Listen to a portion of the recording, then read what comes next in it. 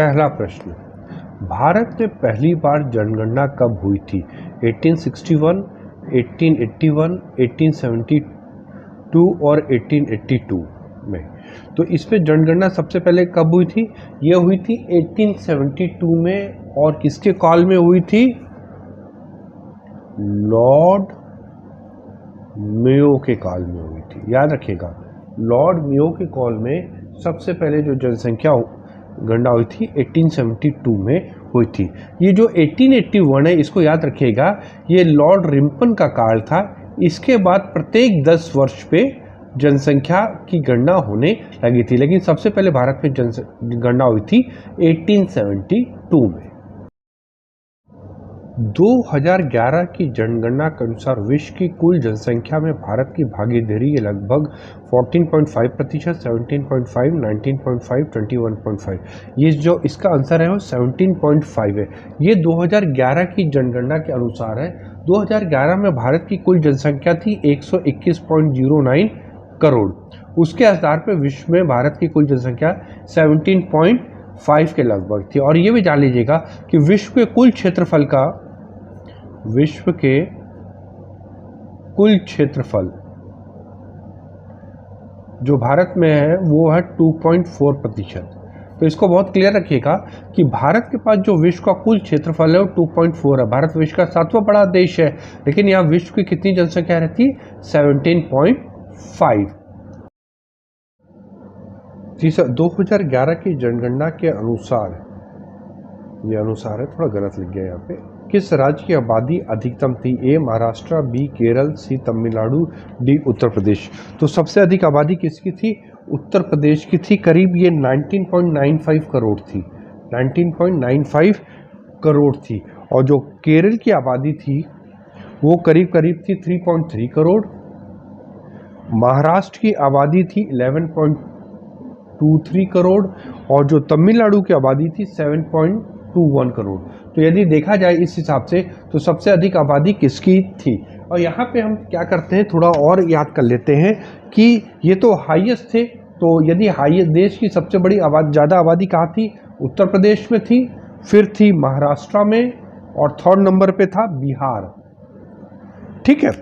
और यदि लोवेस्ट देखा जाए कि सबसे कम आबादी कहाँ पे थी देश की, तो सबसे पहले नंबर पे आता है सिक्किम, दूसरे नंबर पे आता है मिजोरम, और 3rd नंबर पे आता है अरुणाचल प्रदेश। यदि इसको प्रतिशत के रूप में यदि हम देख लिया जाए कि देश में कहाँ कुल आबादी थी, तो उत्तर प्रदेश में रहती है 16.5% आबादी रहती है, महाराष्ट्र में रहती है 9.28, और जो बिहार में रहती है 8.6% रहती है।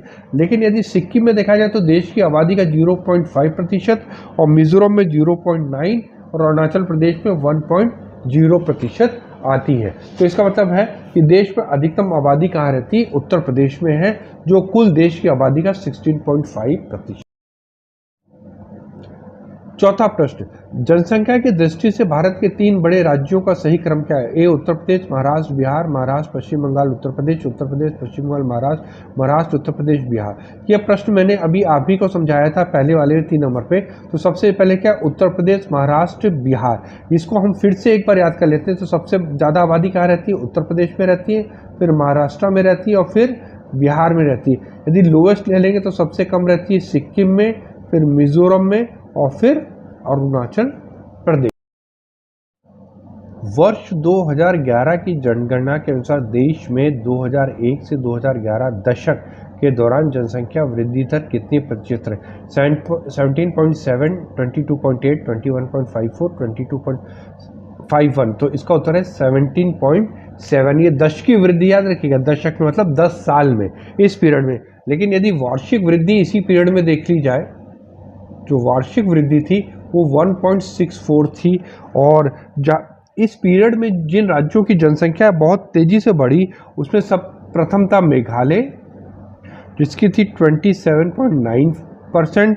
उसके बाद थी अरुणाचल प्रदेश, उसकी थी 26.0, और उसके बाद थी बिहार, ये करीब बढ़ी 25.42 ये हाईएस्ट थी, लेकिन जिनकी जनसंख्या वृद्धि न्यूनतम रही उसमें थी प्रथम नागालैंड, इसकी जो जनसंख्या वृद्धि थी 0.6 थी, याद रखिएगा। उसके बाद आता है आपका केरल, इसकी 4.91 थी, और उसके बाद आता है गोवा, इसकी करीब 8.23 थी। यदि केंद्र शासित प्रदेश पे देखा जाए, क्योंकि ये बहुत जरूरी, तो दादर और नागर हवेली की जनसंख्या वृद्धि सबसे अधिक थी 55.9, और जो सबसे कम थी वो थी लक्षद्वीप की। लक्षद्वीप की थी करीब 6.3%। Question 6, Penganga Wainganga किसकी सहायक नदियां? ए गंगा की, बी कृष्णा की, सी गोदावरी की, डी नर्मदा की। ये क्वेश्चन कई बार आया है, इसको गंगा नाम से बिल्कुल कंफ्यूज नहीं होइएगा। आइए चित्र के माध्यम से देख के पता करते हैं कि वास्तव में पैन गंगा और वैन गंगा किसकी सहायक नदियां हैं।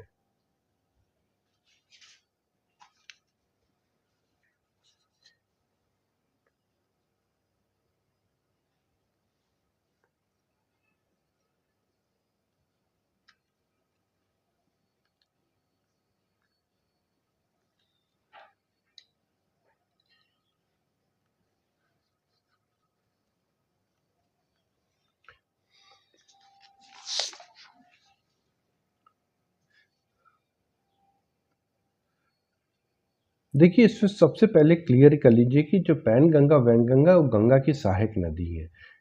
फिर कृष्णा नदी थी, कृष्णा नदी पे यहाँ पे हम देखेंगे तो कहीं आपको पैन गंगा,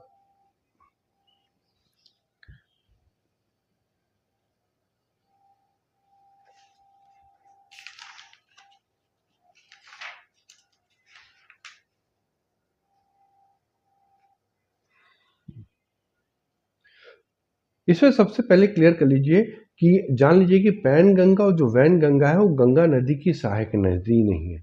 अब ये किसकी सहायक नदी है, तो हम क्योंकि बाकी तीनों इंपॉर्टेंट नदियां कृष्णा गोदावरी नर्मदा दक्षिण भारत की थी, तो हम पहले तीनों इन नदियों को ढूंढते हैं कि कहाँ कहाँ पैन गंगा और वैन गंगा है। देखिए पैन गंगा यहाँ पे लिखा हुआ है, देख रहे हैं आपको, और वैन गंगा यहाँ पे है। तो इसका मतलब ये जो पैन गंगा और वैन गंगा किसकी सहायक नदी है? ये कौन सी नदी हमको दिख रही है? ये हमको गोदावरी की सहायक नदी दिख रही है। तो गोदावरी का महत्वपूर्ण क्या है? ये नासिक के त्रिवेंग स्थान से निकलती है, ये भारत की दूसरी सबसे बड़ी नदी है, और इसकी जो लंबाई है 1465 किलोमीटर है, और इसको दक्षिण भारत की गंगा नदी भी कहते हैं। और क्या है, ये देखिए पैन गंगा और जो ये वर्धा, दो इंपॉर्टेंट रिवर है। ये जो वर्धा देख रहे हैं बेटा, और ये जो पैन गंगा, ये जो आपस में मिलती है, तो ये इसका नाम हो जाता है प्राणहिता। इसको बहुत अच्छी तरह आप याद रखिएगा।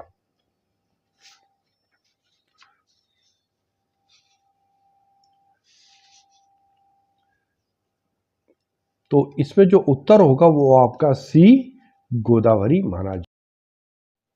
7th क्वेश्चन, निम्नलिखित नदियों में कौन कृष्णा नदी की सहायक नहीं है? पंचगंगा, घटप्रभा, दूधगंगा और प्राणहिता।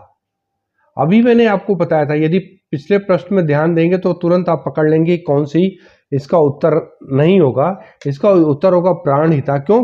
प्राणहिता नदी किससे बनी है? ये पैन गंगा प्लस वर्धा की संयुक्त धारा है, और ये गोदावरी की सहायक नदी है, जबकि पंचगंगा, घटप्रभा और दूधगंगा कृष्णा नदी की सहायक नदियां हैं।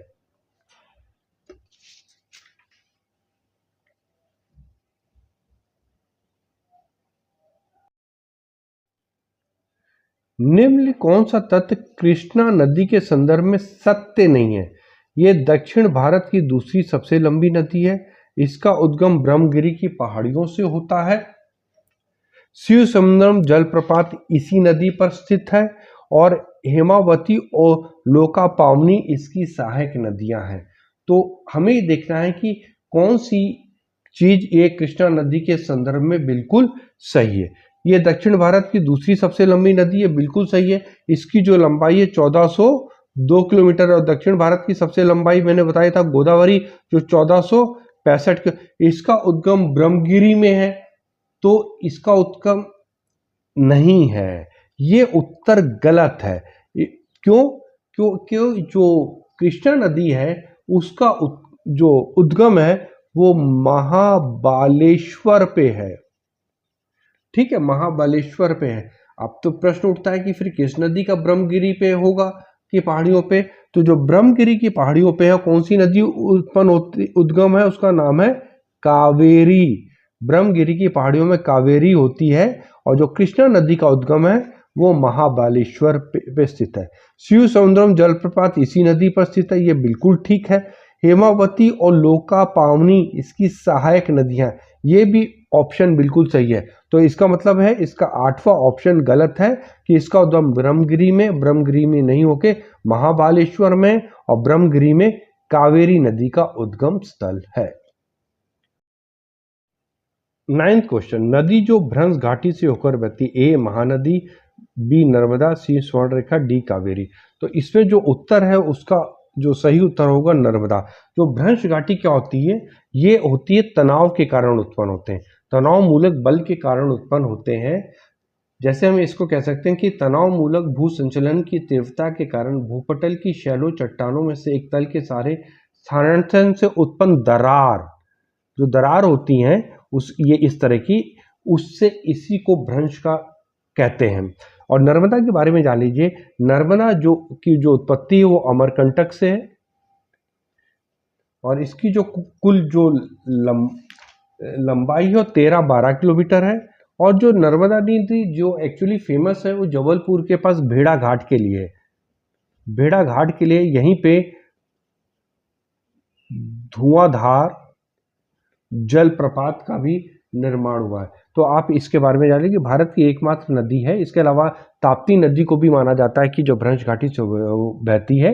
तो लेकिन इस उत्तर में एकमात्र जो नदी है बी नर्मदा, जो भ्रंश घाटी से होकर बहती है। 10वां प्रश्न, निम्नलिखित में कौन सी नदी पूर्ववर्तित नदी का उदाहरण नहीं है? पूर्ववर्तित मतलब हिमालय के पार से आती हो, समझ रहे? जैसे हिमालय है उसके पार से आती है, तो कौन सी नदी हो सकती? नहीं है पूछा। ए सिंधु, बी ब्रह्मपुत्र, सी झेलम, डी सतलुज। तो हम लोग जानते हैं कि जो सिंधु है वो मानसरोवर कैलाश पर्वत से इधर से सिंधु निकलती है और इधर से सांगपो के नाम से ब्रह्मपुत्र निकलती है, तो ये दोनों तो होती है।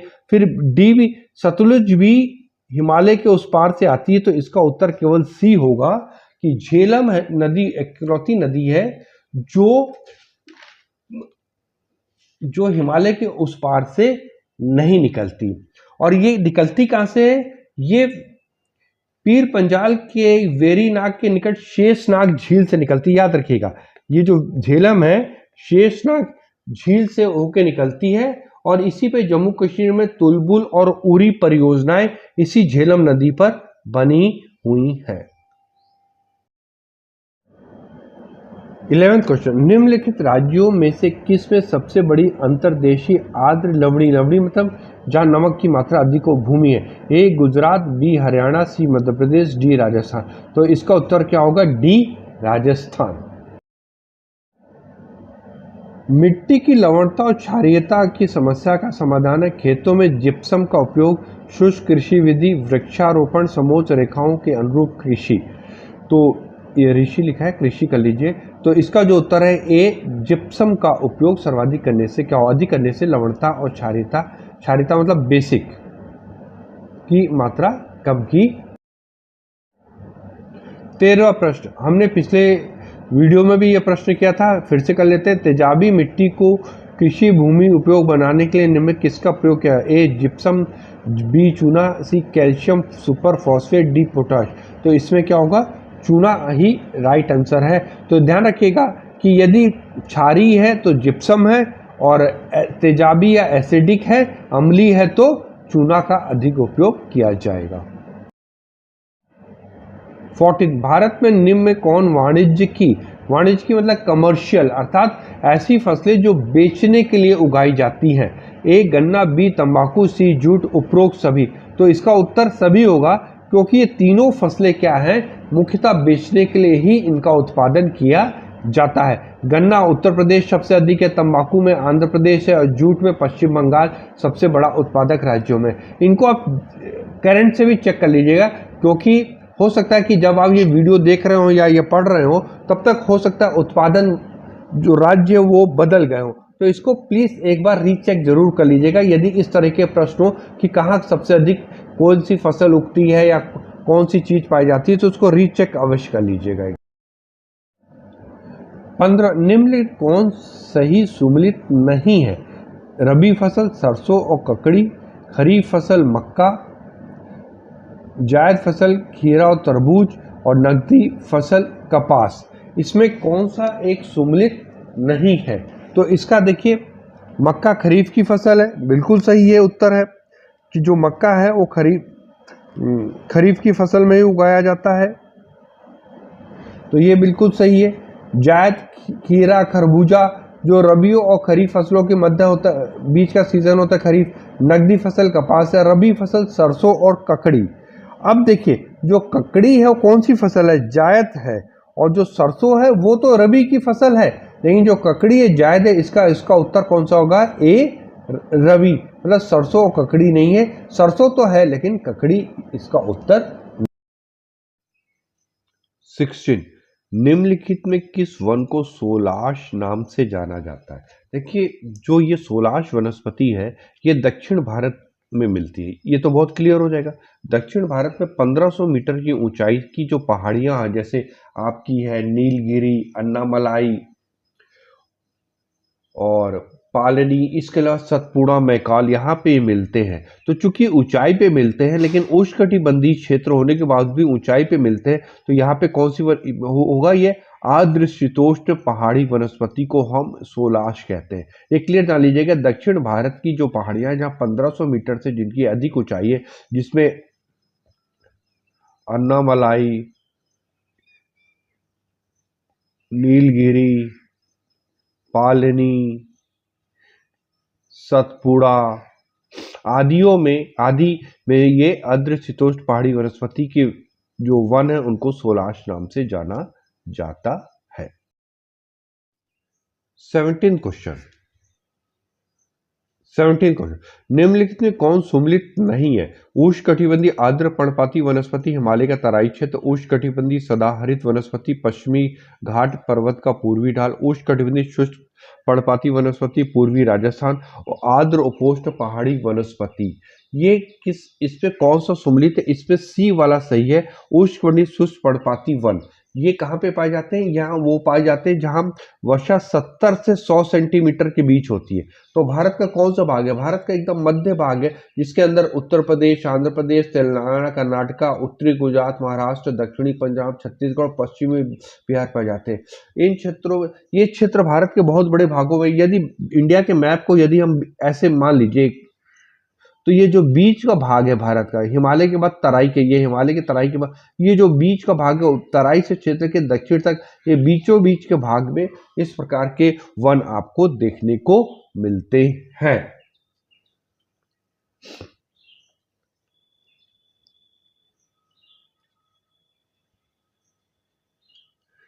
तेंदू, बेर, खेर आदि यहाँ के प्रमुख वृक्ष हैं। कत्था बनाने के लिए भी खैर वृक्ष की लकड़ी का प्रयोग होता है, जो यहीं पे उगाई जाती है। और तेंदू पत्ते से क्या बनती है? तेंदू पत्ते से बड़ी स्वादिष्ट चीज बनती है, बीड़ी बनती है ना, जो गांव गांव पी जाती है। तो वो इसी प्रकार के वनों में पाई जाती है।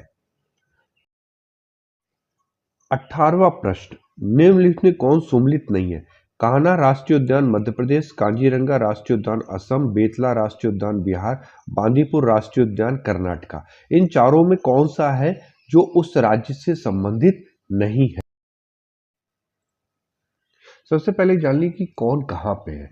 ये जो कान्हा राष्ट्रीय उद्यान जो मध्य प्रदेश में है, पहले ये जान लीजिए कि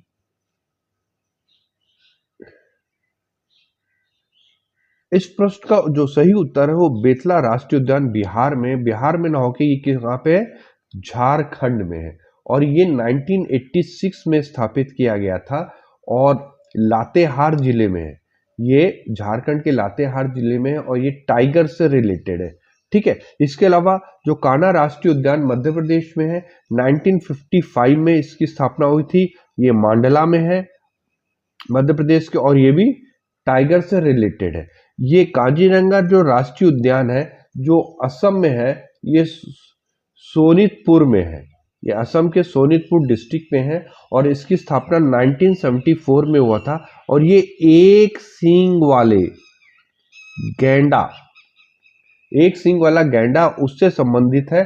और 1985 में ये यूनेस्को साइट बन गया था। 1985 में ये यूनेस्को साइट। बांदीपुर राष्ट्रीय उद्यान जो कर्नाटका में स्थित है, जो कर्नाटका के चामराजनगर में है, चामराजनगर डिस्ट्रिक्ट में है। और इसकी जो स्थापना हुई थी वो 1974 में हुई थी। और ये भी टाइगर से रिलेटेड है। तो आपको कितने सारे उत्तर मिल गए, एक प्रश्न के साथ आपको कितने सारे उत्तर मिल गए, इसको बहुत ध्यान से याद रखिएगा। इनमें कौन से थे? बेतला राष्ट्रीय उद्यान बिहार में ना होके झारखंड में है। 19वां क्वेश्चन, दलमा वन्य जीव अभ्यारण्य जो कि हाथियों के लिए प्रसिद्ध है, किस राज्य में है? ए केरल, बी मध्य प्रदेश, सी बिहार, डी झारखंड। तो इसका उत्तर है डी झारखंड में। ये 1975 में स्थापित किया गया था और ये जमशेदपुर के पास है, जमशेदपुर के पास स्थित है। और ये किसके लिए जाना जाता है? ये हाथियों के लिए जाना जाता है। 20वां का, ज्वारी वनस्पति का सर्वाधिक क्षेत्र किस राज्य में पाया जाता है? ए पश्चिम बंगाल, बी गुजरात, सी केरल, तमिलनाडु और डी केरल। तो इसका उत्तर है ए पश्चिम बंगाल में पाया जाता है। पश्चिम बंगाल के बाद किसका स्थान है? गुजरात में पाया जाता है ये। और उसके बाद है अंडमान निकोबार द्वीप समूह में। जो ज्वारी वन है वो कहाँ पाए जाते हैं? इस प्रकार की वनस्पति समुद्र तट और निम्न डेल्टाई, मतलब जहां नमकीन जल मिलता है, तो समुद्र तट के किनारे और डेल्टाई प्रदेशों में इस प्रकार की ज्वारी वनस्पति पाई जाती है। और कौन कौन से वृक्ष है यहाँ पे देखिए, सबसे बड़ा है सुंदरी, जिसके नाम पे ही सुंदरवन डेल्टा पड़ा है। जो पश्चिम बंगाल में सुंदरवन डेल्टा एक्चुअली सुंदरी नाम की लकड़ी पे ही पड़ा है। ये बहुत हल्की लकड़ी होती है जिससे नाव बनाने के काम आती। इसके अलावा केवड़ा, बेंदी आदि वृक्ष भी यहाँ पे पाए जाते हैं। निम्न में से कौन सा क्षेत्रीय ज्वारी ऊर्जा उत्पादन का प्रमुख क्षेत्र है? ए बंगाल की खाड़ी, बी खंबात की खाड़ी, सी कच्छ की खाड़ी और डी मन्नार की खाड़ी। तो इसका उत्तर क्या है? बी खंबात की खाड़ी। कहाँ पे? गुजरात में। और गुजरात का कांडला ज्वारी ऊर्जा का भारत का बहुत बड़ा क्षेत्र है और यहीं पे सबसे अधिक संभावना है ज्वारी ऊर्जा उत्पन्न करने की। सूची 1 को सूची 2 सम्मिलित कीजिए। सूची में खनिज अयस्क क्षेत्र मतलब का नाम है और बी में प्राप्ति से लिग्नाइट, कालोल, तेल, नोवामुंडी, हेमेटाइट, नेवेली, शीशा और जस्ता ज्वार। तो इसका उत्तर कौन सा सही होगा बताइए आप जल्दी से। देखिए लिग्नाइट का नेवेली 3 यहाँ पे दिया, तेल कालोल में 1 दिया है। हेमेटाइट क्या है, किसका प्रकार है? लोहे का प्रकार है। तो ये कहाँ पे मिलेगा? नोवामुंडी में 2 दिया हुआ। तो इसका मतलब इसका सी उत्तर बिल्कुल सही है और शीशा और जस्ता ज्वार। 23वां क्वेश्चन, निम्नलिखित में कौन सुमेलित है? खनिज क्षेत्र और खनिज। गुरु महिंसानी, लोह अयस्क, तालचेर, कोयला, जादूगुड्डा, हीरा, ज्वार, जस्ता। तो इसका उत्तर कौन सा सही होगा बताइए जल्दी से। गुरु महिंसानी, लोह अयस्क में गुरु महिंसानी कहाँ पे है? जल्दी से बताइए किस राज्य में है? उड़ीसा में है। तालचेर कोयला ये भी उड़ीसा में। जादूगोड़ा में हीरा ना होके क्या होता है? यूरेनियम। तो ये 3 वाला है तो 3 का ऑप्शन कहाँ पे है? यहाँ पे है तो ये गलत हो गया। इसमें बाकी ऑप्शन नहीं है, इसमें भी नहीं है। तो कौन सा? सी उत्तर बिल्कुल सही है। 24, सिंगरौली कोयला खान स्थित है। सिंगरौली दामोदर घाटी में, सोन घाटी में, गोदावरी घाटी में और महानदी घाटी में। तो जल्दी बताइए किस कहाँ पे ये स्थित है? सिंगरौली कोयला क्षेत्र ये है सोन घाटी में। और किस राज्य में पड़ेगी ये पड़ेगी मध्य प्रदेश में, सिंगरौली कोयला क्षेत्र। 25वां क्वेश्चन, भारत में सर्वाधिक मोटा कोयला स्तर पाया जाता है? झरिया, रानीगंज, बोकारो, सिंगरौली। तो इसका उत्तर क्या है? डी सिंगरौली में। लेकिन कुछ और जान लीजिएगा कि जो झरिया है ये देश की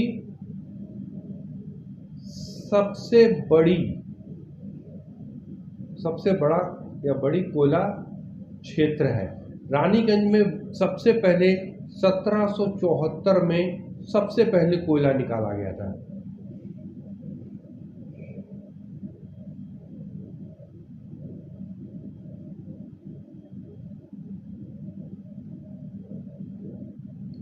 लेकिन इसका उत्तर कौन सा है? जो मोटा स्तर का है, सिंगरौली।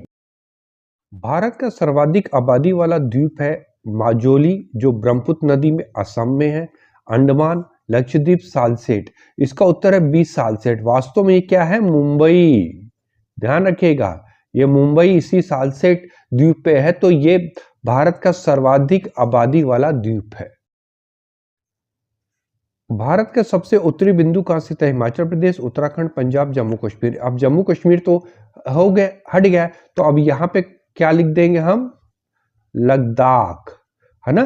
तो सबसे उत्तरी बिंदु कहां है? Indira call D, Ladakh union territory में। भारत की उत्तर से दक्षिण तक दूरी कितनी? 2933 किलोमीटर, 3582 किलोमीटर, 3652 किलोमीटर, 3214 किलोमीटर। यदि इस मानचित्र को देखें तो इंदिरा कॉल से लेके ये जो कन्याकुमारी तक जो मुख्य भूमि है उसकी कितनी दूरी है? 3214 किलोमीटर। तो इसका उत्तर कौन सा होगा? डी वाला 3214 किलोमीटर। इसको याद करने का बहुत अच्छा तरीका है, लिखिएगा 1 2 3 4 किलोमीटर, 3214 किलोमीटर, इस तरह याद रखिएगा उत्तर से दक्षिण। भारत का सबसे दक्षिणी बिंदु कहाँ स्थित है? लक्षद्वीप, अंडमान निकोबार द्वीप समूह, तमिलनाडु और कन्याकुमारी। तो इसमें जो उत्तर है वो अंडमान निकोबार में कौन सा हम लोगों ने पढ़ा था? इंदिरा पॉइंट। ये कहाँ पे था? ग्रेट निकोबार में। लेकिन यदि मुख्य भूमि के संदर्भ में लिया जाएगा तो कौन सा उत्तर आ जाएगा? कन्याकुमारी पे। लेकिन यदि संपूर्ण भारत और अंडमान निकोबार सारे द्वीप समूह के संदर्भ में लेंगे तो अंडमान निकोबार द्वीप समूह में, इसमें भी निकोबार के ग्रेट निकोबार द्वीप में। भारत की मुख्य भूमि का सबसे दक्षिणी बिंदु कौन सा? ए कन्याकुमारी, बी अंडमान निकोबार द्वीप, सी दी पुडुचेरी, डी लक्षद्वीप। तो इसका उत्तर है ए कन्याकुमारी। लेकिन यदि मुख्य भूमि छोड़ दिया जाए और सब लिया जाए तो कौन सा है? निकोबार में। कहां पे? ग्रेट निकोबार में। ग्रेट निकोबार में कौन सा है? इंदिरा पॉइंट सबसे दक्षिणी बिंदु। लेकिन चूंकि इस प्रश्न में मुख्य भूमि पूछा गया तो उसका उत्तर ए कन्याकुमारी है।